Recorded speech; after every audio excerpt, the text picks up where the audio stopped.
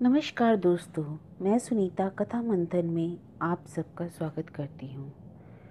तो लीजिए सुनिए कथा मंथन में प्रेमचंद्र द्वारा रचित कहानी बेटों वाली विधवा। पंडित अयोध्यानाथ का देहांत हुआ तो सबने कहा, ईश्वर आदमी को ऐसी ही मौत दे। 4 जवान बेटे, 1 लड़की। चारों लड़कों के विवाह हो चुके थे, केवल लड़की कुंवारी थी। संपत्ति भी काफ़ी छोड़ी, 1 पक्का मकान, 2 बगीचे, कई हजार के गहने और 20,000 नगद। विधवा फूलमती को वह शौक तो हुआ और कई दिन तक बेहाल रही, लेकिन जवान बेटों को सामने देखकर ढांढस होता। चारों लड़के एक से एक सुशील, चारों बहुएं एक से एक बढ़ के आज्ञाकारिणी। जब वह रात को लेटती तो चारों बारी बारी से उसके पांव दबाती। स्नान करके उठती तो उसकी साड़ी छाटती। सारा घर उसके इशारों पर चलता था। बड़ा लड़का कामता एक दफ्तर में 50 रुपये पर नौकर था। छोटा उमानाथ डॉक्टरी पास कर चुका था। तीसरा दयानाथ बीए में फेल हो गया था और पत्रिकाओं में लेख लिखकर कुछ न कुछ कमा लेता था। चौथा सीतानाथ चारों में सबसे कुशार्ग और होनहार था।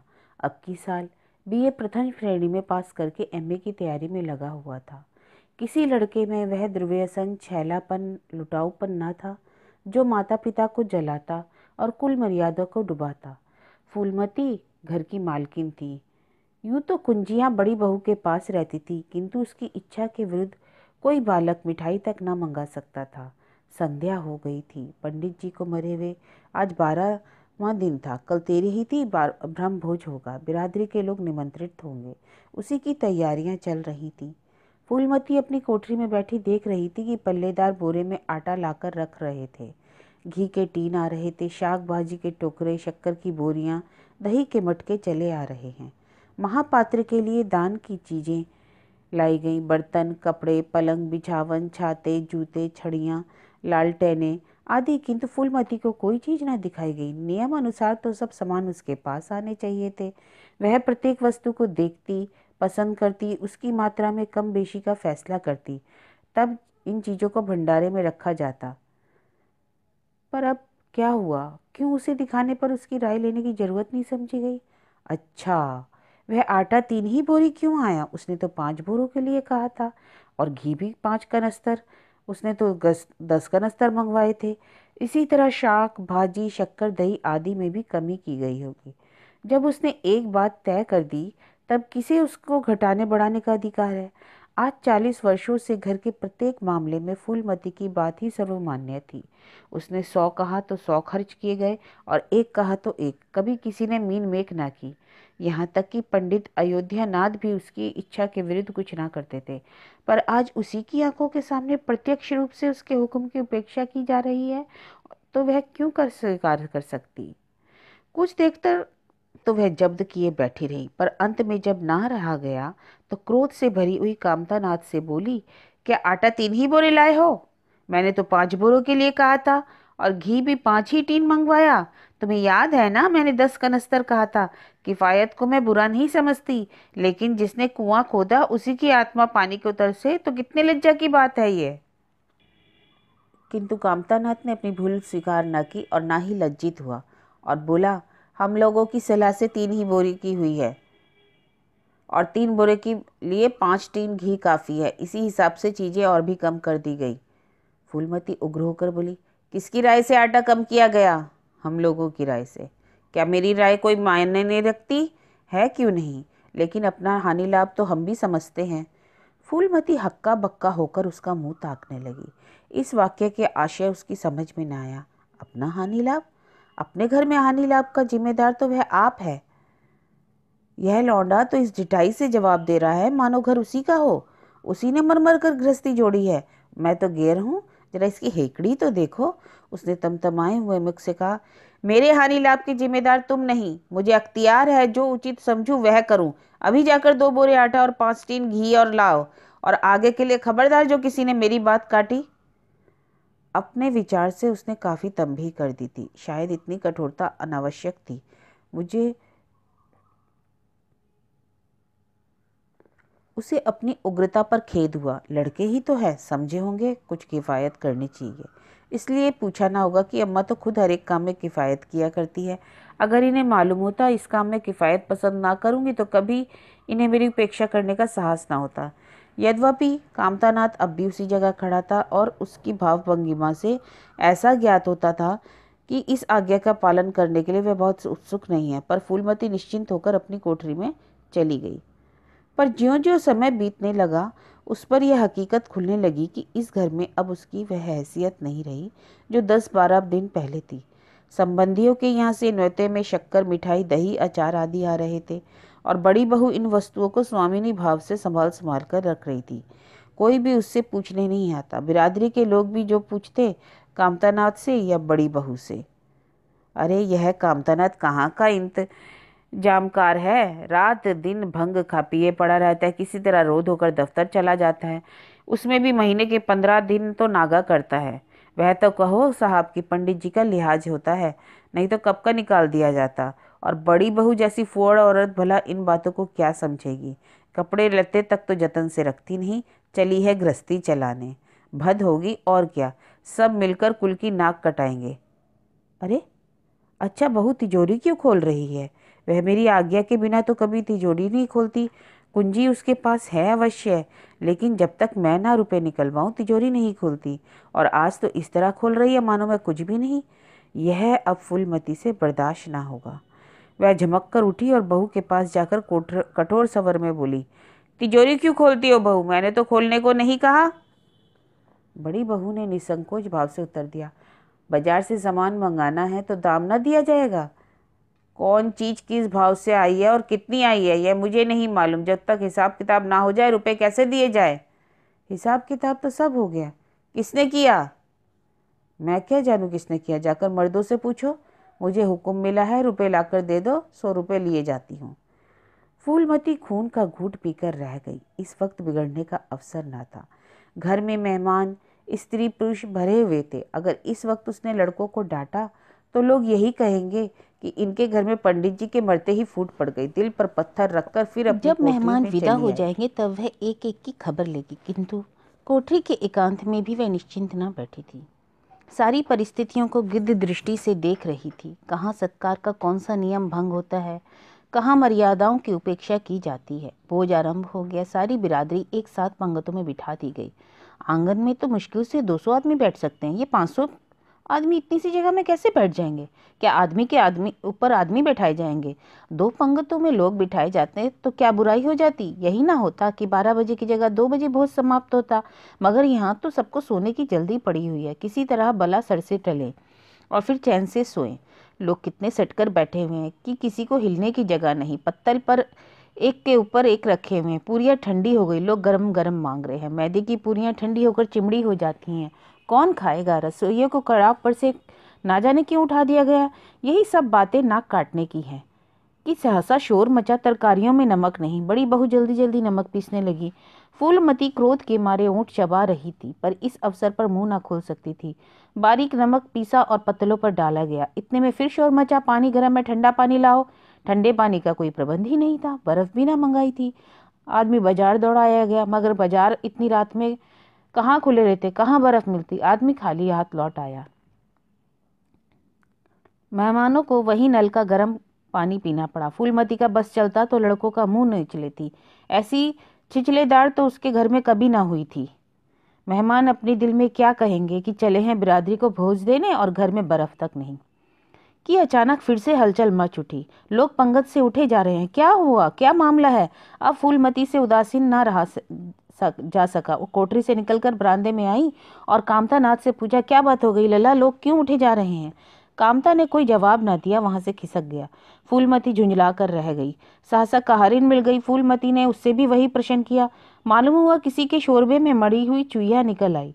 फूलमती चित्रलिखित सी वहीं खड़ी रह गई। भीतर ऐसा उबाल उठा कि दीवार से सिर टकरा ले। अभागे बोझ का प्रबंध करने चले थे। इस फुअड़पन की भी कोई हद होती है। कितने आदमियों का धर्म सत्यानाश हो गया। फिर पंगत से ना उठ जाए। आंखों में देखकर अपना धर्म कौन गवाएगा। सारा किया धरा मिट्टी में मिल गया। सैकड़ों रुपए पर पानी फिर गया। बदनामी हुई सो अलग। मेहमान उठ चुके थे। पतलों पर खाना ज्यों का त्यों पड़ा था। चारों लड़के आंगन में लज्जित खड़े थे, एक दूसरे को इल्जाम दे रहे थे। बड़ी बहू अपनी देवरानियों पर और देवरानियां सारा दोष कुमुद के सिर डालती थी। कुमुद बेचारी खड़ी रो रही थी। उसी वक्त फूलमती झल्लाई हुई आकर बोली, मुंह में कालिक लगी है कि नहीं, या अभी कुछ और कसर बाकी है? डूब मरो सबके सब जाकर चुल्लू भर पानी में, शहर में कहीं मुंह दिखाने लायक नहीं रहे। किसी लड़के ने जवाब ना दिया। फूलमती और भी प्रचंड होकर बोली, तुम लोगों का क्या है, किसी को शर्म हया तो है नहीं। आत्मा तो उसकी रो रही है जिन्होंने अपनी जिंदगी घर का मर्जाद बनाने में खराब कर दी। उनकी पवित्र आत्मा को तुमने यूं कलंकित किया। पूरे शहर में थू थू हो रही है। अब तुम्हारे द्वार पर कोई नहीं आएगा। कामतानाथ कुछ देर तक तो चुपचाप खड़ा सुनता रहा, फिर आखिर झुंझलाकर बोला, अच्छा अम्मा अब चुप हो जाओ ना, भूल हुई, हम सब मानते हैं, बड़ी भयंकर भूली, लेकिन क्या अब उसके लिए घर के प्राणियों को हलाल कर डालोगी? सभी से भूले होती हैं, आदमी पछताकर रह जाता है, किसी की जान तो नहीं मारी जाती। बड़ी बहू ने अपनी सफाई दी, हम क्या जानते थे कि कुमुद से इतना सा काम भी ना होगा। इन्हें चाहिए था देखकर तरकारी कड़ाव में डालती, टोकरी उठाकर कड़ाव में डाल दी, इसमें हमारा क्या दोष? कामतानाथ ने अपनी पत्नी को डांटा, इसमें ना कुमुद का कसूर है, ना तुम्हारा ना मेरा। संयोग की बात है, बदनामी भाग्य में लिखी थी, वह हो गई। इतने बड़े भोज में एक एक मुट्ठी तरकारी तो कड़ाव में नहीं डाली जाती, टोकरे के टोकरे उड़ेल दिए जाते हैं। कभी कभी ऐसी दुर्घटना हो जाती है, पर इसमें कैसी जग घसाई और कैसी नाक कटाई, तुम खामखा जले पर नमक छिड़कती हो। फूलमती ने दांत पिसकर कहा, शर्माते तो हो नहीं, उल्टे और बेहयाई की बातें करते हो।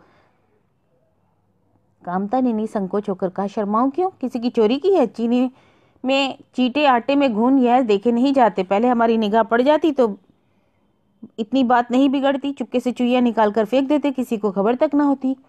फूलमती ने चकित होकर कहा, क्या कहता है, मरी चुईया खिलाकर सबका धर्म बिगाड़ देता? कामता हंसकर बोला, क्या पुराने जमाने की बात करती हूँ अम्मा, इन बातों से धर्म नहीं जाता। धर्मात्मा लोग जो पत्तल पर से उठ गए हैं, इनमें से कौन ऐसा है जो भेड़ बकरी का मांस ना खाता हो? तालाब के कछुए और घोंगे तक तो किसी से बचते नहीं, जरा सी चुईया में क्या रखा था? फूलमती को ऐसा प्रतीत हुआ कि अब प्रलय आने में बहुत देर नहीं है। जब पढ़े लिखे आदमियों के मन में ऐसे अधार्मिक भाव आने लगे, तब धर्म की रक्षा भगवान ही करेंगे। वह अपना सा मुंह लेकर के चली गई। खैर 2 महीने गुजर गए। रात का समय था, चारों भाई दिन के काम से छुट्टी पाकर कमरे में बैठकर गपशप कर रहे थे। बड़ी बहू भी षड्यंत्र में शरीक है। कुमुद के विवाह का प्रश्न छिड़ा हुआ था। कामता नाथ बोले, दादा की बात तो दादा के साथ गई। मुरारी पंडित विद्वान भी हैं और कुलीन भी होंगे, लेकिन जो आदमी अपनी विद्या और कुलीनता को रुपयों पर बेचे वह नीच है। ऐसे नीच आदमी के लड़के से हम कुमुद का विवाह नया करेंगे। 5,000 दहेज तो बहुत दूर की बात है, और दूसरा वर तलाश करो। हमारे पास कुल 20,000 ही तो हैं, एक एक के हिस्से में 5-5 हजार आते हैं। 5,000 अगर दहेज में दे दें और 5,000 नेग न्यौछावर बाजे गाजे में उड़ा दें तो फिर तो हमारी बदिया ही बैठ जाएगी। उमानाथ बोले, मुझे तो अपना औषधालय खोलना है भाई, इसके लिए मुझे कम से कम 5,000 की जरूरत है। मैं अपने हिस्से से एक पाई ना दे सकूंगा, और फिर खुलते ही तो आमदनी होगी नहीं, कम से कम साल भर तो घर से खाना पड़ेगा। दयानाथ एक समाचार पत्र देख रहे थे, आंखों से ऐनक उतारते हुए बोले, मेरा विचार भी एक पत्र निकालने का है। प्रेस और पत्र में कम से कम 10,000 का कैपिटल चाहिए। 5,000 मेरे रहेंगे, तब कोई ना कोई साझेदार 5,000 का मिल जाएगा। पत्रों में लेख लिखकर मेरा निर्वाह नहीं हो सकता। बड़ी बहू ने श्रद्धा भाव से कहा, कन्या अगर भाग्यवान हो तो दरिद्र के घर में भी सुखी रह सकती है भाई, अभागी हो तो राजा के घर में भी रोएगी। यह तो सब नसीबों का खेल है। कामतानाथ ने स्त्री की ओर प्रशंसा भाव से देखा और फिर बोले, इसी साल हमें सीता का विवाह भी करना है। सीतानाथ सबसे छोटा था, सिर झुकाए भाइयों की स्वार्थ भरी बातें सुन सुनकर कुछ कहने के लिए उतावला हो रहा था। अपना नाम सुनते ही बोला, मेरे विवाह की आप चिंता ना करें, मैं जब तक इस धंधे में ना लग जाऊंगा विवाह का नाम भी ना लूंगा। और सच पूछिए तो मैं विवाह करना ही नहीं चाहता। देश को इस समय बालकों की जरूरत नहीं, काम करने वालों की जरूरत है। मेरे हिस्से के रुपए आप कुमुद के विवाह में खर्च कर दें। सारी बातें तय हो जाने के बाद यह उचित नहीं कि पंडित मुरारी लाल से संबंध तोड़ लिया जाए। उमा ने तीव्र स्वर में कहा, 10,000 कहाँ से आएंगे? अरे बाबा, मैं तो अपने हिस्से के रुपए देने को कहता हूँ ना, सीता ने डरते हुए कहा। और शेष मुरारी लाल से कहा जाए कि दहेज में कुछ कमी कर दे। वह इतने स्वार्थी तो नहीं है कि इस अवसर पर कुछ बल खाने के तैयार न हो जाए। अगर वह 3,000 में संतुष्ट हो तो 5,000 में विवाह बड़े आराम से हो सकता है। उमा ने कामतानाथ से कहा, सुनते हैं भाई साहब इनकी बातें? दयानाथ इस पर बोल उठे, तो इसमें आप लोगों का क्या नुकसान है? यह अपने रुपए दे रहे हैं, खर्च कीजिए। मुरारी पंडित से हमारा कोई बैर तो नहीं है। मुझे तो इस बात की खुशी हो रही है कि भला हम में से कोई तो त्याग करने योग्य है। इन्हें तत्काल रुपये की जरूरत नहीं, सरकार से वजीफा पाते ही हैं, पास होने पर कहीं ना कहीं जगह मिल ही जाएगी। हम लोगों की हालत तो ऐसी नहीं है ना। कामतानाथ ने दूरदर्शिता का परिचय दिया, नुकसान की एक ही कही। हम में से एक को कष्ट हो तो क्या और लोग बैठे देखेंगे? यह अभी लड़के हैं, इन्हें क्या मालूम कि समय पर 1 रुपया 1 लाख का काम करता है। कौन जानता है कल इन्हें विलायत जाकर पढ़ने के लिए सरकारी वजीफा मिल जाए या सिविल सर्विस में आ जाए। उस वक्त सफ़र की तैयारियों में 4-5 हजार लग जाएंगे, तब किसके सामने हाथ फैलाते फिरेंगे? मैं यह नहीं चाहता कि दहेज के पीछे इनकी जिंदगी नष्ट हो जाए। इस तर्क ने सीतानाथ को भी तोड़ दिया। सकुचाता हुआ बोला, हाँ यदि ऐसा हुआ तो बेशक, तब तो मुझे रुपए की जरूरत पड़ेगी। कामतानाथ ने निष्ठा भाव से कहा, अच्छा घर दहेज देने से नहीं मिलता भैया। जैसा तुम्हारी भाभी ने कहा, नसीबों का खेल है। मैं तो चाहता हूँ कि मुरारी लाल को जवाब दे दिया जाए और कोई ऐसा वर खोजा जाए जो थोड़े में राजी हो जाए। इस विवाह में मैं 1 हजार से ज्यादा खर्च नहीं कर सकता। पंडित दीनदयाल कैसे हैं? उमा ने प्रसन्न होकर कहा, बहुत अच्छे हैं, MA BA ना सही, जजमानी से अच्छी आमदनी है। दयानाथ ने आपत्ति की, अम्मा से भी तो पूछ लेना चाहिए। कामतानाथ को इसकी कोई जरूरत ना मालूम हुई। बोले, उनकी तो जैसे बुद्धि ही भ्रष्ट हो गई है। वही पुराने युग की बातें मुरारी लाल के नाम पर उधार खाए बैठी हैं। यह नहीं समझती कि वह जमाना ही नहीं है। उनको तो बस कुमुद मुरारी पंडित के घर जाए, इसके लिए चाहे हम लोग तबाह हो जाएं। उमा ने एक शंका उपस्थित की, अम्मा अगर अपने सब गहने कुमुद को दे देगी, देख लीजिएगा। कामतानाथ का स्वार्थ नीति से विद्रोह ना कर सका। बोले, गहनों पर तो उनका पूरा अधिकार है, यह उनका स्त्री धन है, वह जिसे चाहे दें। उमा ने कहा, स्त्री धन है तो क्या उसे लुटा देंगी? आखिर वह भी तो दादा ही की कमाई है। पर यह किसी की भी कमाई हो, स्त्री धन पर उन्हीं का अधिकार है। कामतानाथ बोले, उमानाथ, यह कानूनी गोरख धंधे हैं। 20 हजार में तो 4 हिस्सेदार हो और 10 हजार के गहने अम्मा के पास रहे। देख लेना, इन्हीं के बल पर कुमुद का विवाह मुरारी पंडित से कर देंगी। उमानाथ इतनी बड़ी रकम को इतनी आसानी से छोड़ नहीं सकते थे। वह कपट नीति में कुशल थे और कोई कौशल रचकर माता के सारे गहने ले लेगा। उस वक्त तक कुमुद की विवाह की चर्चा करके फूलमती को भड़काना उचित नहीं। कामतानाथ ने सिर हिलाकर कहा, भाई मैं इन चालों को पसंद नहीं करता। उमानाथ ने खिसियाकर कहा, गहने 10 हजार से कम के ना होंगे। कामतानाथ, कितने भी क्यों ना हो, मैं अनीति में हाथ नहीं डालना चाहता। तो आप अलग बैठिए और फिर बीच में भांजी ना मारिएगा। मैं अलग रहूंगा। और तुम सीता? मैं भी अलग रहूंगा। लेकिन जब दयानाथ से यही प्रश्न किया तो वह उमानाथ से सहयोग करने को तैयार हो गया। 10 हजार में 2.5 हजार तो उसके होंगे ही। इतनी बड़ी रकम के लिए यदि कुछ कौशल भी करना पड़े तो वह क्षम्य है। फूलमती रात का भोजन करके लेटी थी। उमा और दया उसके पास जाकर बैठ गए। दोनों ऐसा मुंह बनाए हुए थे मानो कोई भारी विपत्ति आ पड़ी है। फूलमती ने सशंक होकर पूछा, तुम दोनों घबराए हुए मालूम होते हो, क्या हुआ? उमा ने सिर खुजलाते हुए कहा, समाचार पत्रों में लेख लिखना बड़े जोखिम का काम है अम्मा। कितना ही बचकर लिखो, लेकिन कहीं ना कहीं पकड़ हो ही जाती है। दयानाथ ने एक लेख लिखा था, उस पर 5 हजार की जमानत मांगी गई है। अगर कल तक जमानत ना कर दी गई तो गिरफ्तार हो जाएंगे और 10 साल की सजा ठुक जाएगी। फूलमती ने सिर पिटकर कहा, तो ऐसी बातें क्यों लिखते हो बेटा? जानते नहीं कि आजकल हमारे दिन आए हैं, जमानत किसी तरह टल नहीं सकती। दयानाथ ने अपराधी भाव से उत्तर दिया, मैंने तो अम्मा ऐसी कोई बात नहीं लिखी, लेकिन किस्मत का क्या करूं। हाकिम जिला कितना कड़ा है, जरा सी रियायत नहीं करता। मैंने जितनी दौड़ धूप हो सकती थी सब कर ली। तो तुमने कामतानाथ से रुपए की बात प्रबंध करने को क्यों नहीं कहा? उमा ने मुंह बनाया, उनका स्वभाव तो तुम जानती हो अम्मा। उन्हें रुपए प्राणों से प्यारे हैं। उन्हें चाहे काला पानी हो जाए, वह 1 पाई ना देंगे। दयानाथ ने भी इसका समर्थन किया, मैंने तो उनसे इसका जिक्र ही नहीं किया। फूलमती ने चारपाई से उठते कहा, चलो मैं देखती हूँ, देगा कैसे नहीं? रुपए तो इसी दिन के लिए रखे हैं ना, गाड़ने के लिए तो नहीं रखे। उमानाथ ने माता को रोककर कहा, नहीं अम्मा, उनसे कुछ ना करो। रुपए तो ना देंगे, उल्टे हाय हाय मचाएंगे और उनको अपनी नौकरी की खैरियत मनानी है। इन्हें घर में रहने भी ना देंगे। अफसरों में जाकर खबर दे दे, ये इस बात में भी आश्चर्य नहीं। तब फूलमती ने लाचार होकर कहा, तो फिर जमानत का क्या करोगे? मेरे पास तो कुछ नहीं। हाँ, गहने जरूर है, इन्हें ले जाओ और कहीं गिरो रखकर जमानत दे दो, और आज से कान पकड़ो, किसी पत्र में एक शब्द ना लिखोगे। दयानाथ ने कानों पर हाथ रखकर बोला, यह ना नहीं हो सकता अम्मा कि तुम्हारे जेवर लेकर अपनी जान बचाऊं। 10-5 साल की कैद ही तो होगी, झेल लूंगा। यहीं बैठा बैठा क्या कर रहा हूँ। फूलमती छाती पीटते हुए बोली, कैसी बातें मुंह से निकालते हो बेटा, मेरे जीते जी तुम्हें कौन गिरफ्तार कर सकता है, उसका मुंह ना झुलस दूं। गहने इसी दिन के लिए हैं। और किस दिन के लिए? तुम ना रहोगे तो मैं गहने लेकर क्या करूंगी? उसने अपनी पिटारी लाकर उसके सामने रख दी। इस पर दया ने दृढ़ता से कहा, अम्मा तुम्हारे गहने तो मैं न लूंगा, चाहे मुझको कुछ भी क्यों ना आ पड़े। अब आज तक तुम्हारी कुछ सेवा ना कर सका तो किस मुंह से तुम्हारे गहने उठा ले जाऊं? जैसे कपूत को क्या तुम्हारी कोख से जन्म लेना चाहिए, जो सदा तुम्हें कष्ट देता रहूं? फूलमती ने भी उतनी ही दृढ़ता से कहा, तुम अगर ना लोगे तो मैं खुद जाकर इन्हें गिरफ्तार रखकर हाकिम जिला के पास जमानत कराऊंगी। अगर इच्छा हो तो परीक्षा कर लो। आंखें बंद हो जाने के बाद क्या होगा भगवान जाने, लेकिन जब तक जीती हूँ तुम्हारी और कोई तिरछी आंखों से देख भी नहीं सकता। उमानाथ ने मानो माता पर एहसान रखकर कहा, अब तो हमारे लिए कोई रास्ता नहीं रहा दयानाथ, क्या हर्जा ले लो, मगर याद रखो जो ही रुपए हाथ में आए तो गहने छुड़ा लेना। दोनों ने जैसे बड़े धर्म संकट में पड़कर गहनों की पिटारी संभाली और चलते बने। और माता बेचारी वात्सल्य भरी आंखों से उनकी ओर देख रही थी और उसकी संपूर्ण आत्मा का आशीर्वाद जैसे अपनी गोद में समेट लेने के लिए व्याकुल हो रहा था। आज कई महीने के बाद उनके भग्न मात्र हृदय को अपना सर्वस्व अर्पण करके जैसे आनंद की विभूति मिली। इसी प्रकार 3 महीने और गुजर गए। माँ के गहनों पर हाथ साफ करके चारों भाई उसकी दिलजोई करने लगे थे और अपनी स्त्रियों को समझाते रहते थे कि उसका दिल ना दुखाएं।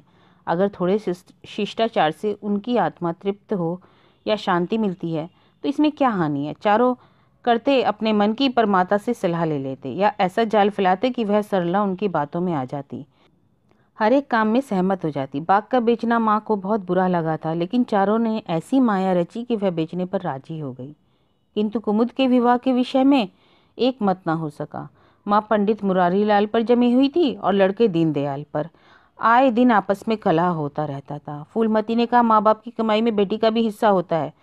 तुम्हें 16,000 का बाग मिला, 25,000 का एक मकान, 20,000 नगद, क्या 5,000 भी कुमुद का हिस्सा नहीं? कामता ने नम्रता से कहा, अम्मा कुमुद आपकी लड़की है तो हमारी बहन है। आप तो 2-4 साल में प्रस्थान कर जाएंगी, पर हमारा और उसका संबंध तो बहुत दिनों तक रहेगा। तब यथाशक्ति कोई ऐसी बात ना करेंगे जिससे उनका अमंगल हो। लेकिन हिस्से की बात कहती हो तो कुमुद का हिस्सा कुछ नहीं। दादा जीवित थे तो बात और थी, वह उसके विवाह में जितना चाहते खर्च करते, कोई उनका हाथ ना पकड़ता। लेकिन अब तो हमें एक एक पैसे की किफायत करनी पड़ेगी। जो काम 1000 में हो जाए तो उसके लिए 5,000 का खर्च करना कहाँ की बुद्धिमानी है? उमानाथ ने सुधारा, 5,000 क्यों, 10,000 कहिए। कामता ने बोला, नहीं मैं 5,000 ही कहूँगा, एक विवाह में 5,000 करने की हमारी हैसियत नहीं है।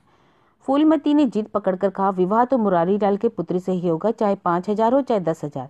मेरे पति की कमाई है, मैंने मर मर कर जोड़ा है, अपनी इच्छा से खर्च करूंगी। तुम्ही ने मेरी कोख से जन्म नहीं लिया है, कुमुद भी उसी कोख से आई है। मेरी आंखों में तुम सब बराबर हो, मैं किसी से कुछ नहीं मांगती। तुम बैठे तमाशा देखो, मैं सब कुछ कर लूंगी। 20,000 में 5,000 कुमुद का है। कामतानाथ को अब कड़वे सत्य की शरण के सिवा और कोई मार्ग ना रहा और बोला, अम्मा तुम बरबस बात बढ़ाती हो। जिन रुपयों को तुम अपना समझती हो वह तुम्हारे नहीं है, हमारे हैं, और तुम अब हमारी अनुमति के बिना उनमें से कुछ नहीं खर्च कर सकती। फूलमती को जैसे सर्प ने डस लिया। क्या कहा?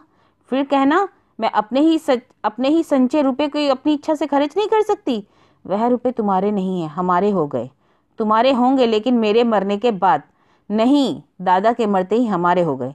उमानाथ ने बेहयाई से कहा, अम्मा कानून कायदा तो जानती नहीं हो, नाहक उलझती क्यों? फूलमती क्रोधित होकर बोली, भाड़ में जाए तुम्हारा कानून, मैं ऐसे कानून को नहीं मानती। तुम्हारे दादा ऐसे कोई बड़े धन्ना सेठ ना थे।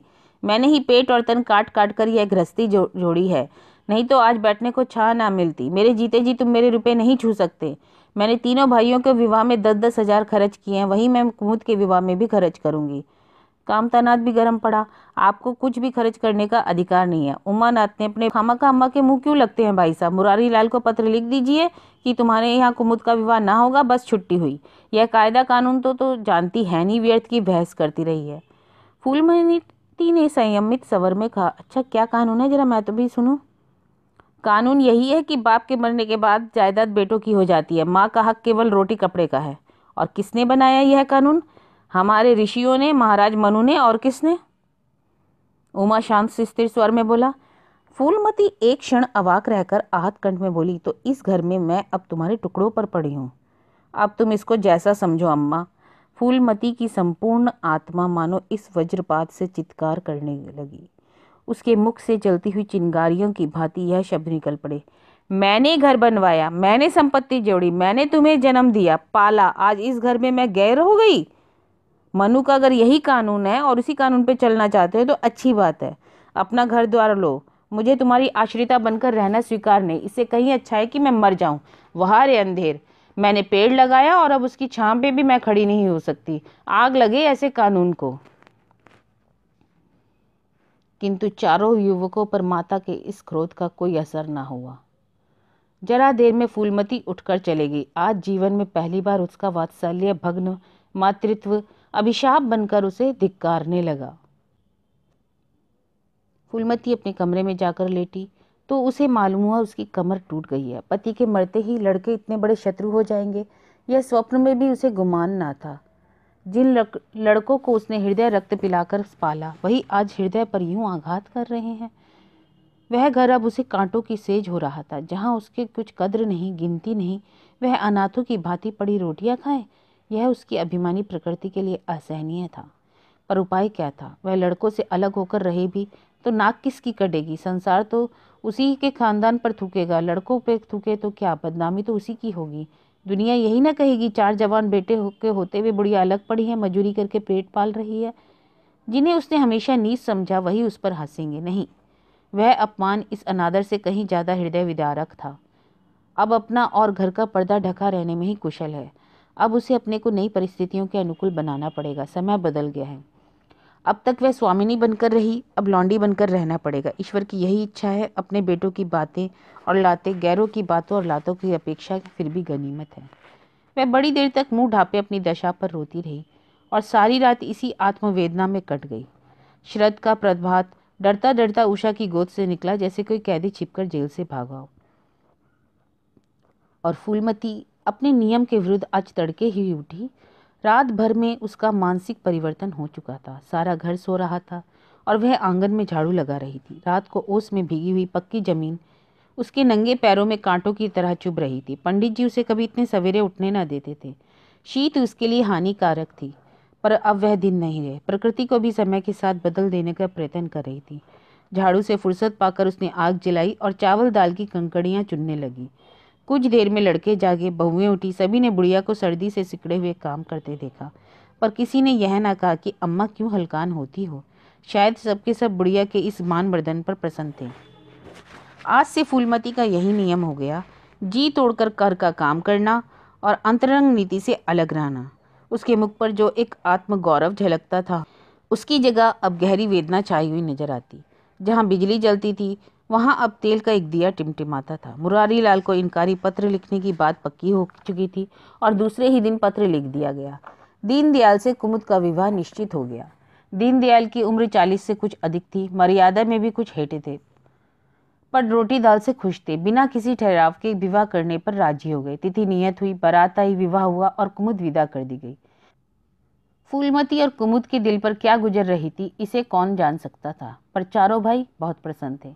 मानो उनके हृदय का कांटा निकल गया। ऊंचे कुल की कन्या मुंह कैसे खोलती? भाग्य में सुख भोगना लिखा होगा तो सुख भोगेगी, दुख भोगना लिखा होगा तो दुख झेलेगी।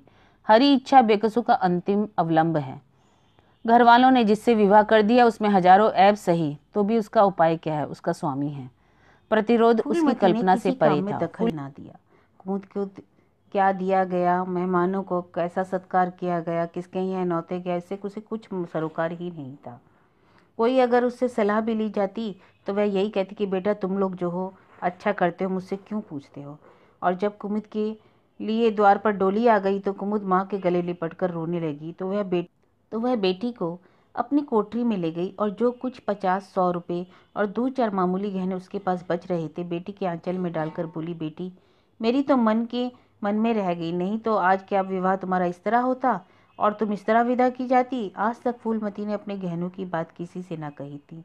लड़कों ने उसके साथ जो छल कपट किया था, इसे चाहे वह अब तक ना समझी हो, लेकिन इतना जानती थी कि गहने फिर ना मिलेंगे और मनोमलिन्य बढ़ने के सिवा कुछ हाथ ना लगेगा। इसलिए लेकिन इस अवसर पर उसे अपनी सफाई देने की जरूरत मालूम हुई। कुमुद कहीं यह भाव मन में लेकर ना रह जाए कि अम्मा ने अपने गहने बहुओं को लिए रख छोड़े। इसे वह किसी तरह सह नहीं सकती, इसलिए वह अपनी कोठरी में ले गई। लेकिन कुमुद को पहले ही इस कौशल की टोह मिल चुकी थी। उसने गहने और रुपए आंचल में निकाल कर माता के चरणों पर रख दी और बोली, अम्मा, मेरे लिए तुम्हारा आशीर्वाद लाखों रुपयों के बराबर है। तुम इन चीज़ों को अपने पास रखो, ना जाने अभी तुम्हें किन विपत्तियों का सामना करना पड़े। फूलमती कुछ कहना ही चाहती थी कि उमानाथ ने आकर कहा, क्या कर रही हो कुमुद, जल्दी कर, साइट टली जाती है, वह लोग हाय हाय कर रहे हैं, फिर 2-4 महीनों में आएगी, तब कुछ लेना देना कर लेना। फूलमती के घाव पर जैसे मनो नमक पड़ गया। बोली, मेरे पास अब क्या है भैया जो मैं इसे दूंगी। जाओ बेटी, भगवान तुम्हारा सुहाग अमर करे। कुमुद विदा हो गई और फूलमती पछाड़ खाकर गिर गई। जीवन की अंतिम लालसा नष्ट हो गई। 1 साल बीत गया। फूलमती का कमरा घर के सब कमरों में बड़ा और हवादार था। कई महीनों से उसने बड़ी बहू के लिए खाली कर दिया और खुद एक छोटी सी कोठरी में रहने लगी, जैसे कोई भिखारिन हो। बेटों और बहुओं से अब उसे जरा भी स्नेह ना था। वह अब घर की लौंडी थी। घर के किसी प्राणी, किसी वस्तु, किसी प्रसंग से उसे प्रयोजन ना था। वह केवल इसलिए जीती थी कि मौत ना आती थी। सुख या दुख का अब उसे लेश मात्र भी ज्ञान ना था। उमानाथ का औषधालय खुला, मित्रों की दावत हुई, नाच तमाशा हुआ। दयानाथ का प्रेस खुला, फिर जलसा हुआ। सीतानाथ को वजीफा मिला, विलायत गया, फिर उत्सव हुआ। कामतानाथ के बड़े लड़के का यज्ञोपवीत संस्कार हुआ, फिर धूमधाम हुई। लेकिन फूलमती के मुख पर आनंद की छाया तक न आई। कामतानाथ टाइफाइड से में महीने भर बीमार रहा और मरकर उठा। दयानाथ ने अब की सही में अपने पत्र का प्रचार बढ़ाने के लिए वास्तव में एक आपत्तिजनक लेख लिखा और 6 महीने की सजा पाई। उमानाथ ने एक फौजदारी के मामले में रिश्वत लेकर गलत रिपोर्ट लिख दी। उनकी सनद छीन ली गई। पर फूलमती के चेहरे पर रंज की परछाई तक न पड़ी। उसके जीवन में अब कोई आशा, कोई दिलचस्पी, कोई चिंता न थी। बस पशुओं की तरह काम करना और खाना, यही उसकी जिंदगी के 2 काम थे। जानवर मारने से काम करता है, पर खाता है अपने मन से। फूलमती बेकहे काम करती थी, पर खाती थी विष के कौर। महीनों सिर में तेल ना पड़ता, महीनों कपड़ों ना धुलते, कुछ परवाह नहीं। वह जैसे चेतना शून्य हो गई थी। सावन की झड़ी लगी हुई थी। मलेरिया फैल रहा था। आकाश में मटियाले बादल थे। फूलमती ने घर के सारे बर्तन मांजे, उसी बारिश में, पानी में भीग भीग कर सारा काम किया। फिर आग जलाई और चूल्हे पर पतीलियां चढ़ा दी। लड़कों को समय पर भोजन तो मिलना आवश्यक है। सहसा उसे याद आया, कामतानाथ नल का पानी नहीं पीते। उसी वर्षा में वह गंगा जल लाने चली। कामतानाथ ने पलंग पर लेटे लेटे कहा, रहने दो अम्मा, मैं पानी भर लाऊंगा, आज मेहरी खूब बैठी रही। फूलमती ने मटियाले आकाश की ओर देखकर कहा, तुम भीग जाओगे बेटा, सर्दी हो जाएगी। तुम भी तो भीग रही हो अम्मा, कहीं बीमार ना पड़ जाओ। बेटा, मैं बीमार ना पड़ूंगी, मुझे भगवान ने अमर कर दिया है। उमानाथ भी वहीं बैठा था। उसके औषधालय से अभी कुछ आमदनी ना होती थी, इसलिए बहुत चिंतित रहता था। भाई भावज की मुँह देखी करता था और बोला, जाने दो भैया, बहुत दिन बहुओं पर राज कर चुकी है, अब उसका प्रायश्चित तो करने दो। गंगा बढ़ी हुई थी जैसे समुद्र हो। क्षितिज सामने के कुल से मिला हुआ था। किनारे के वृक्षों की केवल फुंगियां पानी के ऊपर रह गई। घाट ऊपर तक पानी में डूब गए थे। फूलमती कलसा लिए नीचे उतरी, पानी भरा और ऊपर जा रही थी कि पांव फिसला। संभल न सकी, पानी में गिर पड़ी। पल भर हाथ पांव चलाए और फिर लहरें उसे नीचे खींच ले गईं। किनारे पर 2-4 पंडे चिल्लाए, अरे दौड़ो, बुढ़िया डूबी जाती है। 2-4 आदमी दौड़े, लेकिन फूलमती लहरों में समा गई थी, उन बल खाती हुई लहरों में जिन्हें देखकर हृदय कांप उठता था। एक ने पूछा, कौन थी बुढ़िया? अरे वही पंडित अयोध्यानाथ की विधवा है। अयोध्यानाथ? अयोध्यानाथ तो बड़े आदमी थे। हाँ थे तो, पर एक भाग्यों में ठोकर खाना लिखा था तो क्या होगा। उनके तो कई बड़े बड़े लड़के हैं, सब कमाते हैं। हाँ भाई, सब कमाते हैं, मगर भाग्य भी तो कोई वस्तु है।